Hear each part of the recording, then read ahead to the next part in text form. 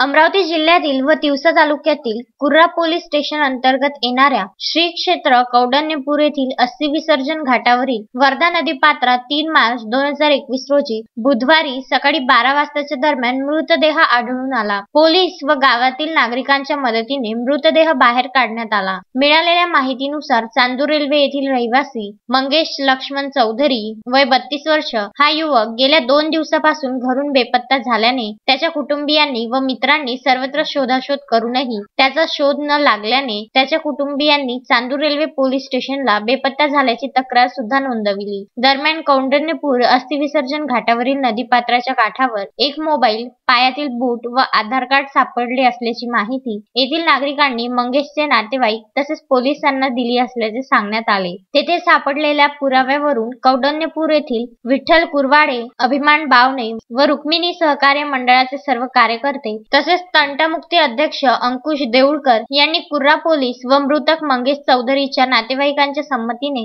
नदीपात्रात शोध कार्य सुरू केले। तब्बल 2 तासानंतर मंगेशचा मृतदेह हाती लागला। सदर मृतदेहाचे तिवसा येथे शवविच्छेदन करण्यात आले। या संदर्भात पुढील तपास चांदूर रेल्वे पोलीस स्टेशनचे ठाणेदार मगन मेहते व कुर्रा पोलीस स्टेशनचे ठाणेदार ईश्वर वर्गे यांच्या मार्गदर्शनात पोलीस कर्मचारी करीत आहेत। मृतक मंगेश चौधरीचा चांदूर रेल्वे येथे फोटोग्राफीचा व्यवसाय असल्याचे व त्याचे 15 मार्च 2021 रोजी लग्न होणार असल्याचे सांगण्यात आले। परंतु मंगेशने बोहल्यावर चढण्यापूर्वी हा टोकाचा निर्णय का घेतला असावा याचे गूढ मात्र अजूनही कायम आहे। रामचंद्र मुंदाने, विदर्भ न्यूज, तिवसा।